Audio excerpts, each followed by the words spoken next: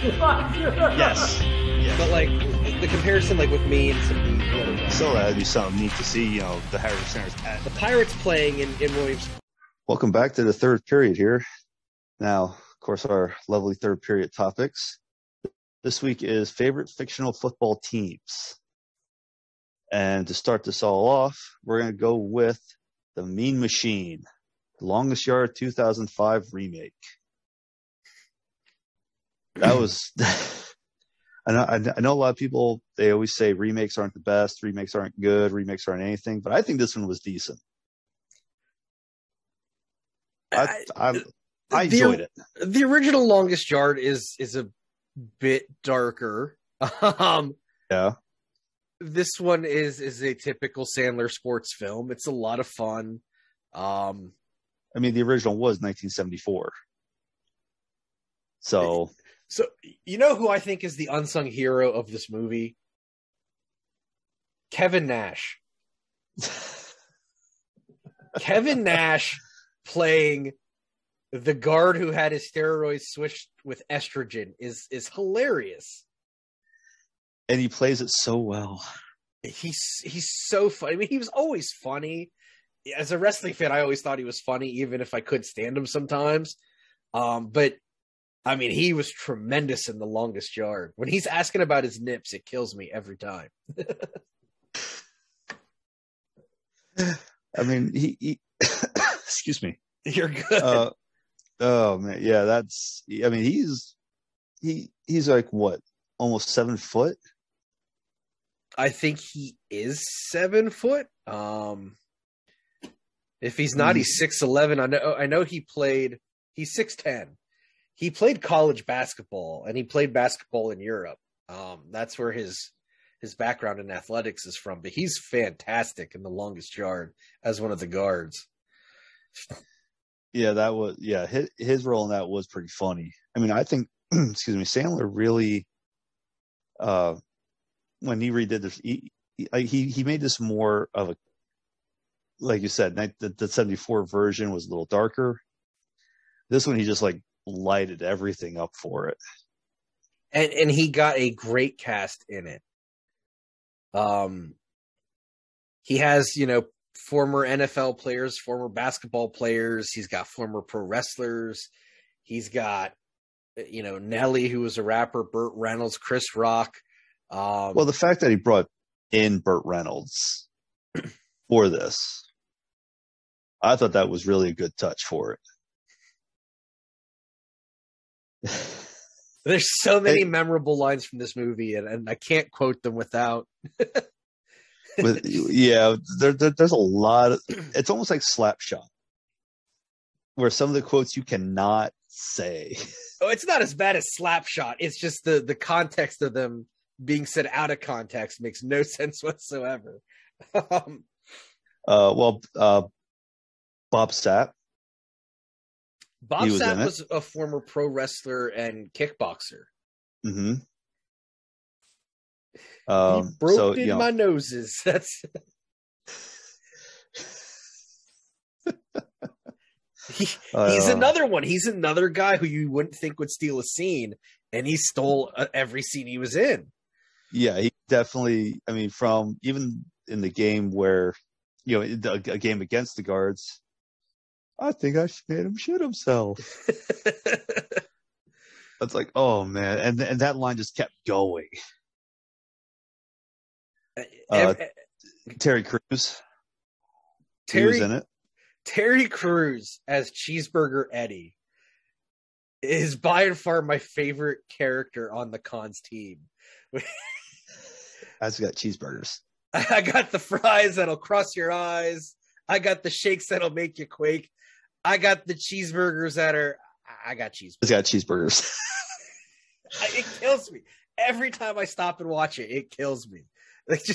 It's such a great cast. And especially with Chris Rock in it as well. I mean, he definitely adds a good comic to that as well. When they go into the database to see who's the most violent, like they remember they rank the criminals by how violent they are. He had a half a star. Oh, You can have a cat fight. Oh man. I gotta kill somebody to get this up. Then you got Bill Goldberg as Battle. Yeah, he had the X. His jersey number was an X. Yeah, just seeing the cast list of who was on it. I mean, you had Michael Irvin was on it. Yeah. Steve Austin played in it. Brucey. Nicholas Totoro's Brucey.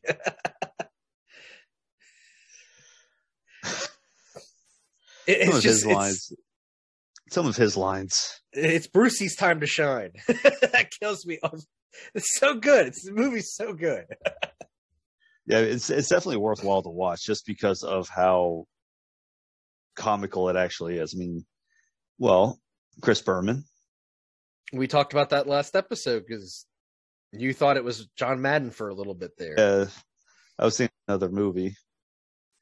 Then you had Dan Patrick was in it. Dan Patrick is in like every freaking Sandler film anymore. So much.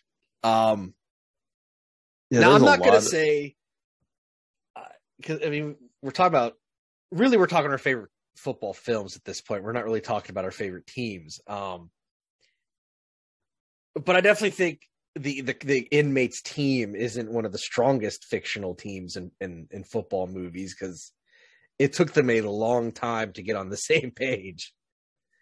But it's one of the most comical teams. It is one of the funniest teams, yeah.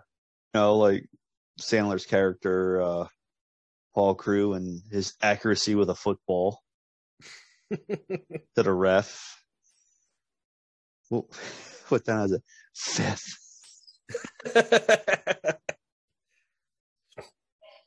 Oh man, but no, the Inmates team is definitely a team that like you said, took a while to get it across, but definitely is a funny team. Oh, gotta love it. Which one do you want to do next, David? Oh, let's go with The Replacements. Why not? Let's go with like that movie's the Washington on Sentinels. But you know, it's one of those. It's not a bad movie though. You know what? It ties back to last week too because John Madden was in it. I think actually that's where I got the confusion of John Madden and The Longest Yard, and he was actually in The Replacements. But no, I thought that was a great movie, and just the way the chemistry with everybody. I think this team seems. It's a movie, so how realistic can it be? But this team seems more like a real team than the Longest Yard team. It almost reminds me of Miracle. Just bringing a bunch of random college kids together and hoping for something good. So that's where it kind of like ties with me on that. Where, you know, kind of putting, you know, comparing, like you said, how realistic is it? It just kind of like brings that back to it. Right. And, you know, I gotta say, who really shines in this film is Gene Hackman as the coach. He comes across very believable to me. He comes across very believable as a coach. He could do well, very, very well as a coach. Very well. One of my favorite scenes in this film is when after the bar fight, they're in the prison and they're singing and dancing to "I Will Survive," and the tight end who's deaf, he just keeps dancing, not realizing everybody's like putting their heads down, trying to shy away, and he's just like still going. He's still going dancing on it. Do you know who that is? Yes, I do. Yes, I do. For those of you who don't know what me and Jason are talking about here, it's a movie we always watch every time it's on. Out Cold. You know who else is a big Out Cold fan? Who? Brad from Baseball Together. Oh, is he? I didn't know that. We talk about that movie quite a bit. Oh, that was a great movie. I can see if I can find it again. Great soundtrack. Fantastic soundtrack. Yes. Was it Eve Six? I think it is, who did the soundtrack to that. Eve Six's Anytime was the big song off of it, and it's not on anywhere to stream other than YouTube. That's a whole discussion Brad and I have regularly as well. No, that movie was a great movie. Out Cold is definitely watch. Definitely has its very interesting humor to it. It is a fun movie to watch. Snowboarding teen comedy, not quite a teen comedy, but it's a snowboarding movie. I love the kicker on the Replacements. He's with his gambling addiction and he smokes when he's on the field. Like it's such a character. Is he smoking? He breaks his arm and he thanks Keanu Reeves' character Falco for changing up the play. but one of my favorites is Bateman. Yes. I got you the ball. Now, who would have known he would go on to do Star Wars? But, Happy Hogan and Iron Man. I've always liked Jon Favreau as an actor. So I'm kind of glad he's getting his due now. Even as a director, he's always been really talented. He's getting more than his due on this one. I mean, he basically Star Wars, Mandalorian, right there. Well, and Marvel too. Yeah, well, in Marvel, but like he brought Star Wars to what it is now, like with the Mandalorian. No, he did the best Star Wars anything out of anything Star Wars in the last 10 years. So, Bane was always one of my favorite players on this. When he tackles Falco in practice, and Falco's he has to pull him aside and be like, "Red shirt." Red shirt. Clifford Franklin. Oh yeah, I can't catch anything. Yep. He was a good one. Every character on that team has its. I mean, I love that they have their own personality. They all bring something to the team as far as personality, talent wise. It just seems like the closest thing to a real team you'd see in a movie outside of was it Any Given Sunday? Yeah, a dysfunctional team, but yes. And it's definitely a movie. If I see it's on, I stop and watch it. It is one of those movies. Now, those types of movies are definitely. Let's see here. There's The Replacements, Caddyshack are definitely two that are, once it's on, you have to sit down and watch it, despite how many times you've seen it and quote the whole movie, but you still have to watch it. I just feel it's one of those types of movies. Oh, and it doesn't have to even be at the beginning. I could catch it midway through and I'll still sit and watch it midway through. Right? Oh man, The Replacements are on. I'm going to throw this on. Yeah, why not? I can't tell you how many times I've almost bought a Shane Falco jersey online. I'm kind of shocked you don't have one. There's a lot of movie jerseys I'd like to buy, and I just don't because don't want to spend the money. But good film. I guess let's move on to the last one. Oh no, we got to do it. Yeah, we got to do it. It's not a movie about a pro team. No, we have to do it though. The Water Boy. The Water Boy. Sandler strikes again. I mean, yeah, he has two movies on this list right now. Yeah, it's a list of, that we're doing three, but South Central Louisiana State University Mud Dogs. I'm the Water Boy. I got a wooden spoon. It's such a dumb movie, but whoa, Gatorade, H2O.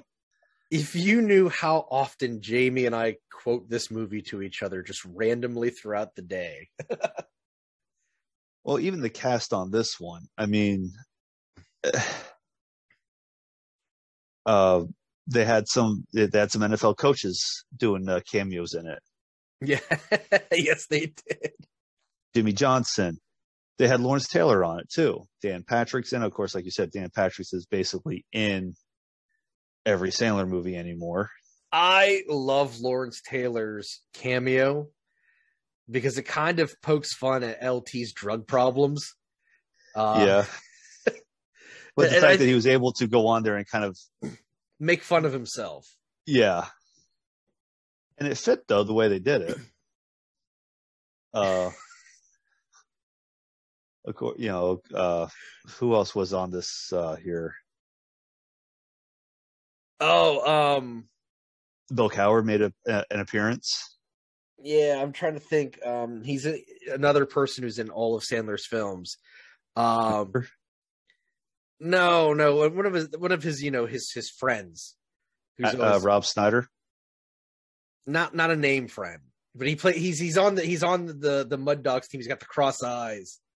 Oh, what is his name? Oh, Bobby, was that a joke? Ha ha ha. Yes. Oh my goodness, I can't remember his name. Oh, I'm drawing a blank. But he's great in this film. Yes. Oh my God, Blake Clark as Farmer Fran with his Cajun accent. And everybody just staring at him like, huh? Oh my goodness. I'm dying over here. You guys can't hear it, but I'm dying. We always one of the lines we always quote from this movie is when Bobby's dad shows up. He's like, we could be like Tiger Woods and his daddy. We could be on the ESPN. Me and Jamie will say that to each other randomly and just crack up. No reason for it other than just to say it to each other. Yeah, that movie is definitely has some large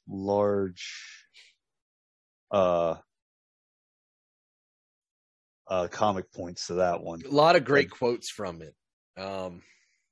But now it's still driving me nuts now on who that character is now.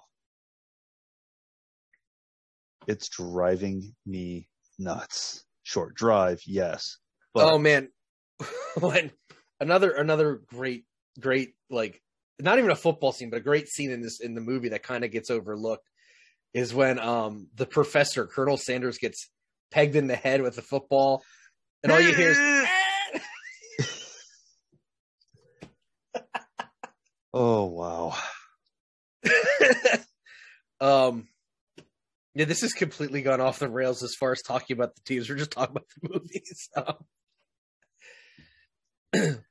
But no, it is a dysfunctional team to begin with. I mean, every team that was far we had was dysfunctional. Who is that character? I swear that's driving me nuts, though. I love when Bobby has his moment when he stands up to Mama. And he's like, I like Vicky Valancourt, and he leaves and he comes back and he goes, and I like her, and she showed me her boobies, and I like them too. It's got so many good, like, random quotes. Yeah. Yeah, I mean, and just looking at the cast list, I mean, I didn't realize this, but apparently Chris Farley's brother was on it. He is the announcer interviewing Captain Insano. Okay, I'm sitting here trying to place him. Yeah, he's in the Mean Gene role.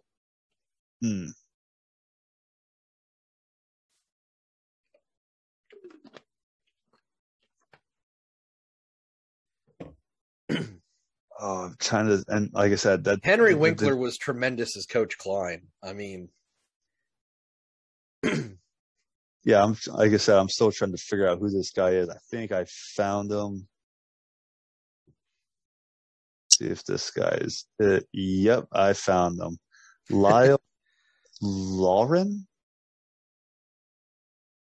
I'm Jonathan Lauren. Yeah, but if I look him up as Okay, yeah, I was looking at his character name and saying his last name to go with it. Yeah, him. Hey, hey, hey, hey, hey, hey. I want to know, is he actually cross-eyed? Or is that just for, because he plays a cross-eyed character in Grown Ups as well. I want to say no, because looking at the movie Anger Management, there's a picture there that just shows him just normal, and his eyes look normal.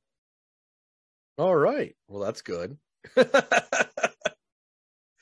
Yeah, so I mean, think about. I mean, if he has to make his eyes go cross, like, think how much that has to hurt, leaving that there for having to do that for so long. Ow. Uh, what's it?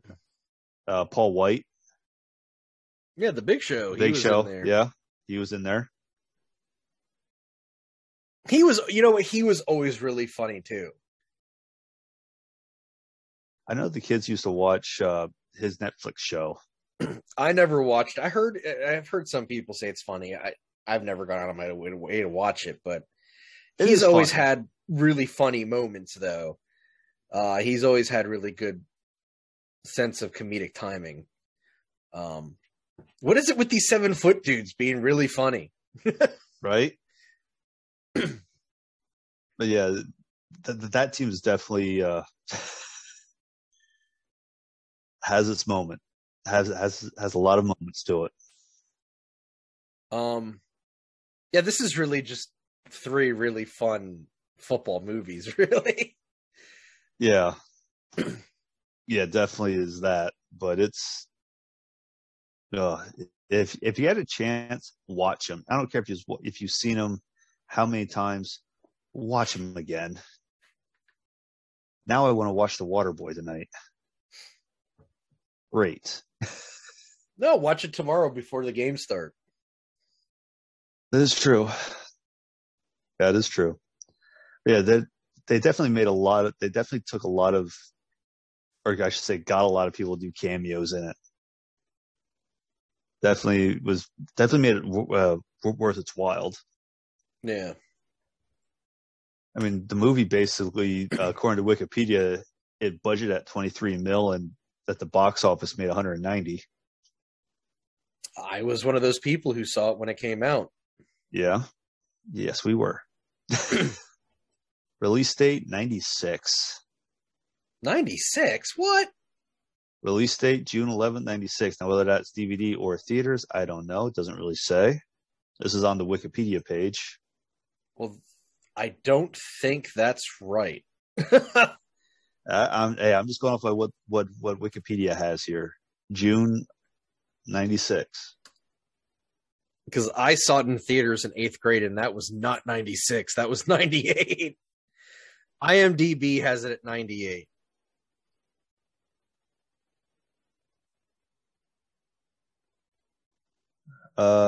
Yeah, so I mean, you can go to, I mean, if you go to Wikipedia, you can see the exact same thing I'm seeing. I'm going to trust IMDb on this one since it's a movie database. They have it as November 6th, 1998. I was just going to say, I just looked it up on that myself, and that says the same thing, 98. And that's more in line for when I saw it. Well, if you go to Wikipedia, it says release date June 1996, 11. So June 11th is what they're saying, but anyone can Wikipedia knows. Yeah, but yeah, no, I agree with that. But no, it kind of got me wondering too. But yeah, if you got a chance, go watch them, enjoy them. They're always great. They're fun movies. So, absolutely. So on that note, that'd be the end of the third period.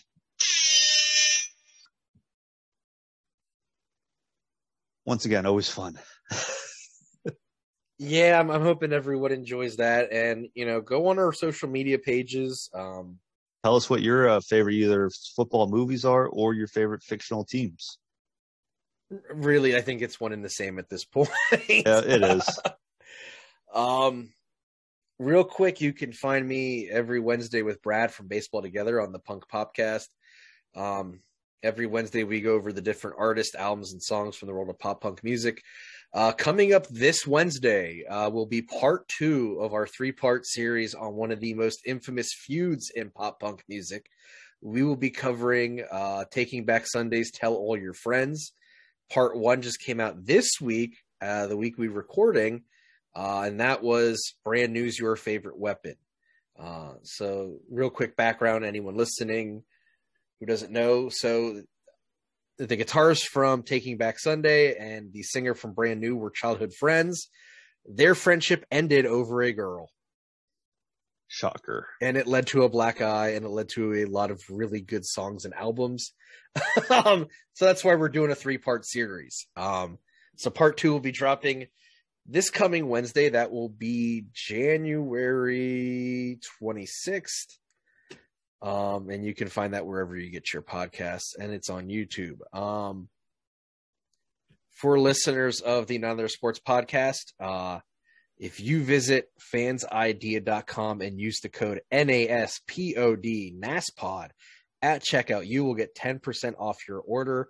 Fansidea.com is the place to go for custom jerseys, hoodies, shirts, and other gear. The perfect product, perfectly stitched, sublimation, embroidery, 100% handmade and delivered on time. That's their certainty, and it's their promise to you. Again, use the code NASPOD at checkout for 10% off your order. That took me 2 times to screw it up. Like I said last week, I'm a customer. The shirt I am wearing is specifically for me to wear on the podcast and or play wiffle ball if we ever get a wiffle ball team. Well, my jersey should be coming soon, so. Yeah, and yours is going to be stitched. So I'm really intrigued to see how yours looks, because mine's just the sublimation, and it looks fantastic. I can't wait to see what yours looks. Hockey jersey on that one. And also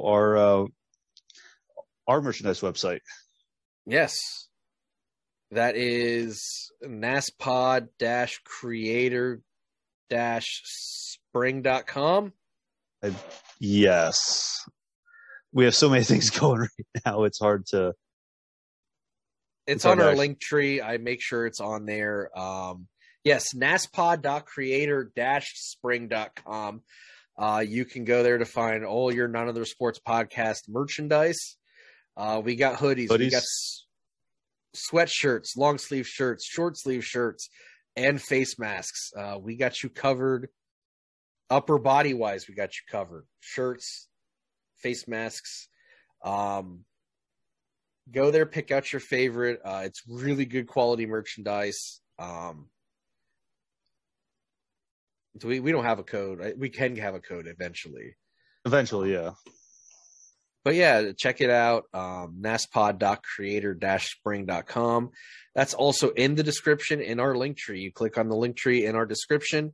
It'll take you right to all of our sites.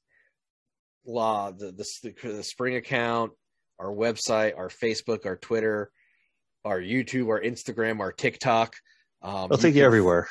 Basically, yeah. And it's saving me a lot of words this week by doing that.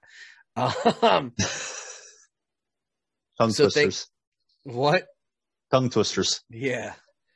There's only so many times I can say at NASPOD20 until I want to lose my mind. It helps if you already lose it. All NASPOD20 and no play makes Jason a crazy guy. Anyway. Too late. Thank you for joining us for episode 37 of the None Other Sports Podcast. You can find the None Other Sports Podcast online at NASPOD. No, yeah, Jesus. I'm not even editing out. You can find the None Other Sports Podcast for streaming or download at Anchor.fm, Apple Podcasts, Spotify, Stitcher, Podcast Addict, and wherever else you get your podcasts. Please do not forget to subscribe, rate, and review. You can find us on YouTube. David is now running the YouTube page. I was having some issues getting videos up on YouTube. He's not. Plus, it just made more sense for him to do the videos and upload them than to him to do the videos and send them to me to upload them. So you can go to our YouTube page if you want to see our ugly mugs talk about sports. And again, our link tree is in the description. Hit up our social media, hit up our stores, our website. You can connect with us any way you want. With that, I'm Jason. I'm David. And we'll see you before the Super Bowl. Have a good one.